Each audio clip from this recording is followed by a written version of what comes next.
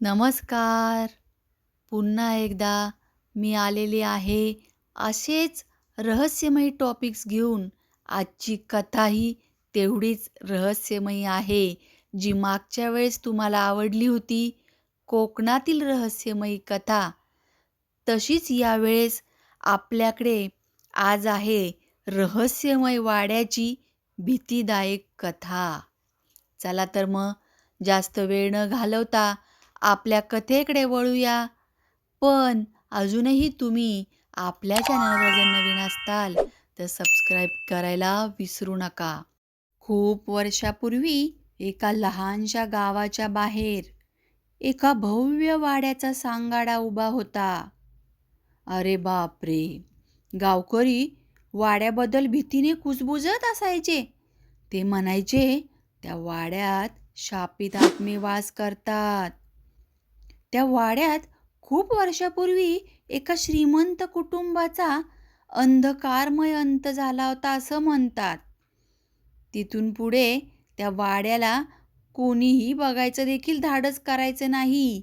त्या वाड्याच्या जवळून जायचं डेअरिंग कोणाचंही होत नसे. कारण ते आत्मे अनेकांना दिसत असे किंवा त्रास देत असे, अशी त्यामागची धारणा होती.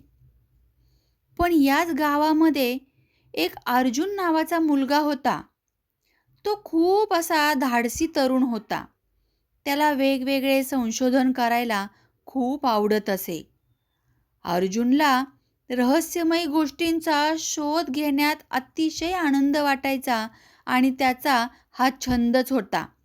पण भूतांच्या गोष्टींवर मात्र त्याचा विश्वास अजिबात नव्हता. गावकऱ्यांकडून वाड्याची गोष्ट ऐकून त्याचा तिथं जाऊन सत्य काय आहे, नेमकं खरं किती खोटं किती हे जाणून घ्यायचा निर्णय त्याने एके दिवशी पक्का घेतला. अर्जुनने निर्णय घेतला. त्या रात्रीची ती पहिली रात्र, म्हणजेच निर्णय घेतलेली रात्र. त्याच रात्री तो त्या वाड्याकडे जाण्याचा त्याने पक्का निर्णय घेतला आणि कंदील घेऊन वाड्याकडे निघाला सुद्धा. एक वादळ आलेली रात्र होती ती जणू. काळोख जास्तच गडद होता. वाड्याच्या परिसरात तो पोहोचताच त्याला थंडगार वाऱ्याची झुळूक जाणवली, जी त्या उन्हाळ्यात खूपच विचित्र होती. वाड्याच्या मुख्य दरवाजाजवळ अर्जुन पोहोचला आणि तो पोहोचताच वाड्याचा मुख्य दरवाजा आपोआप उघडला. जणू काही तो वाडा त्याची येण्याची वाटच बघत होता. पण अर्जुनला त्या गोष्टी नॉर्मल वाटल्या आणि तो आणखीन पुढे जाऊ लागला. तर आणखीन पुढे जात असतानाच त्याला अतिशय भयावह दृश्य दिसले. अर्जुनने कंदील पुढे धरला आणि वाड्याच्या आत प्रवेश केला. वाड्यातील भयावह दृश्य पाहून अर्जुन घाबरला तर नव्हता, पण तो एकसारखा बघत होता. कारण वाड्याच्या आत सर्वत्र जळमट जाळ्या पसरलेल्या होत्या. जळमट अगदी लटकत होती. भिंतीवर विचित्र आकृत्या कोरलेल्या दिसत होत्या.